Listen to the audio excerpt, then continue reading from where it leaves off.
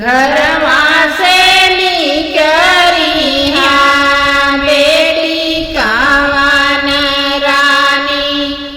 घरवा से निकरी हाँ बेटी शीतल रानी। बाबा से पूछन लागी बात जी, कहवा लगाया बाबा हमारी माझी में हो, कहवा लगाया बसवारी जी, कहवा लगाया बाबा जय फूलवरिया, गमकैया घरवा दुआर जी, कहवा लगाया बाबा जय फूलवरिया, गमकई घरवा दुआर जी। दुअरे लगाए बेटा अमझम अमवारी माझी मिलिया, खिड़की लगाए बसवारी जी, अंगना अंगने लगाए बेटी बेली के फूलवा, महकई घरवा दुआर जी, कहवा पे बोलई बाबा बनकई कोयलिया, कहवा पे बोलई बाबा कागजी, कहवा पे गूंजे बाबा काला भंवरवा, महकई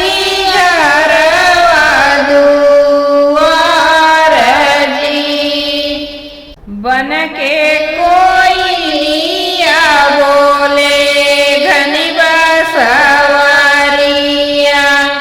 बैठी बड़ेरिया पे कागजी, अंगने में गूंजे बेटी काला भंवरवा,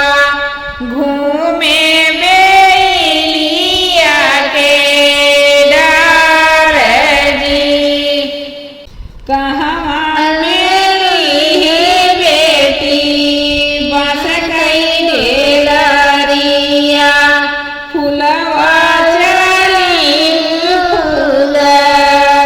फुलवारी जी, फुलवा जतोड़ी बैठई भरली ढेलरिया,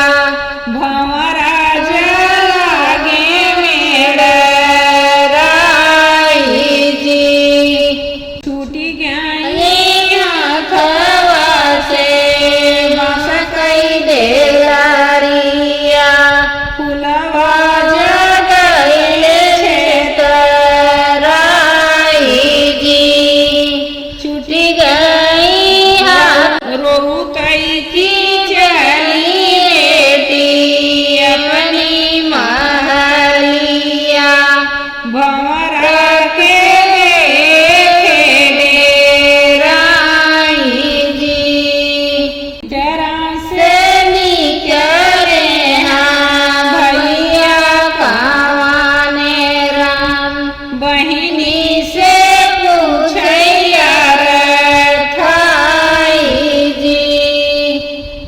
कहू देखी मोरी बहिनी गईलू डेराई, हमसे तू